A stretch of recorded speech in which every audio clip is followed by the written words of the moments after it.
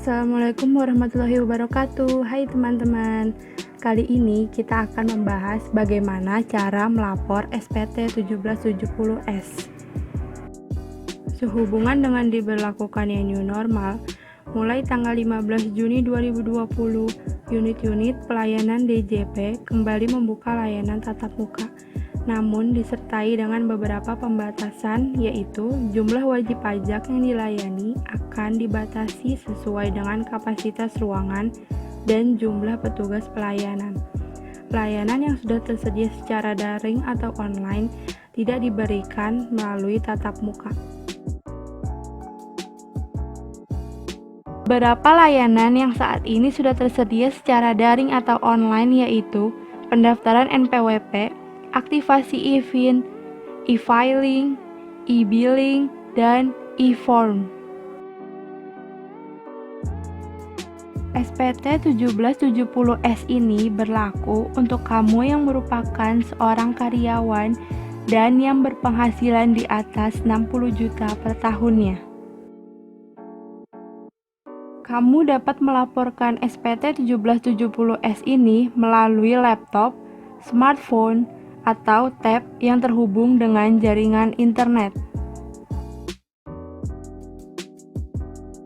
Hal yang harus kamu siapkan adalah bukti potong pajak penghasilan yang kamu peroleh dari perusahaan di mana tempat kamu bekerja.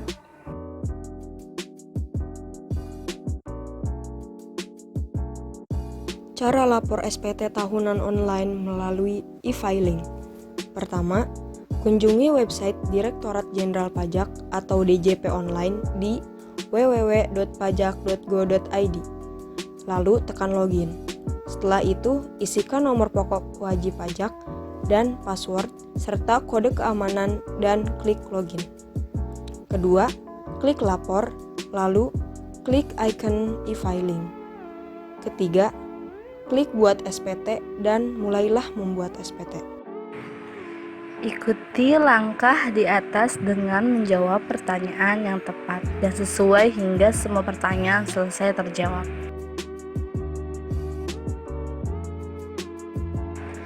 Jika pendapatan bulanan atau gaji kamu lebih dari 60 juta per tahun, kamu dapat memilih pengisian SPT dengan bentuk formulir atau dengan panduan maupun upload SPT. Maka akan muncul informasi SPT 1770S yang siap untuk dipilih.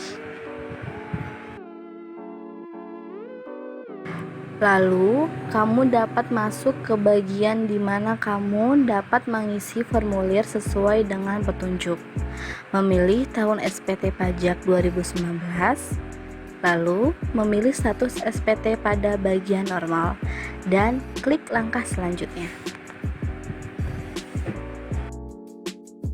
Kemudian, kamu masuk ke bagian halaman berikutnya.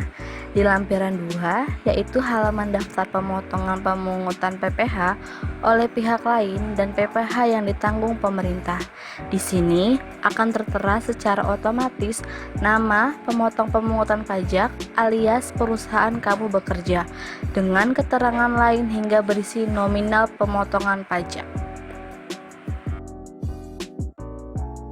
Selanjutnya, isi lampiran terhadap harta pada akhir tahun.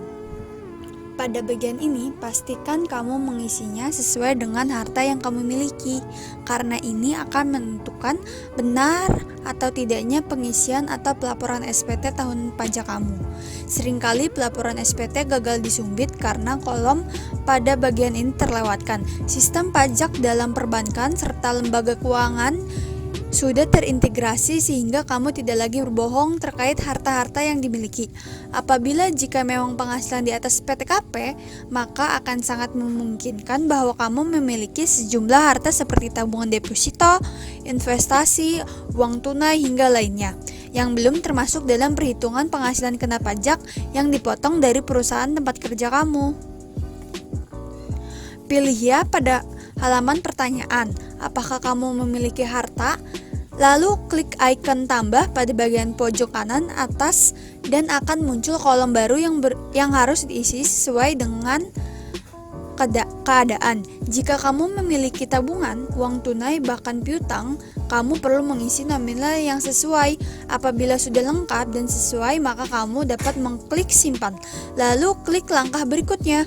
Pada halaman berikutnya adalah bagian di mana apakah kamu memiliki utang, jika memiliki seperti KTA, KPR, dan lainnya kecuali kartu kredit.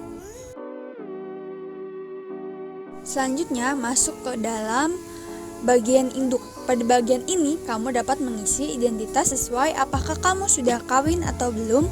Selanjutnya masuk ke langkah berikutnya dengan mengklik lanjut ke A.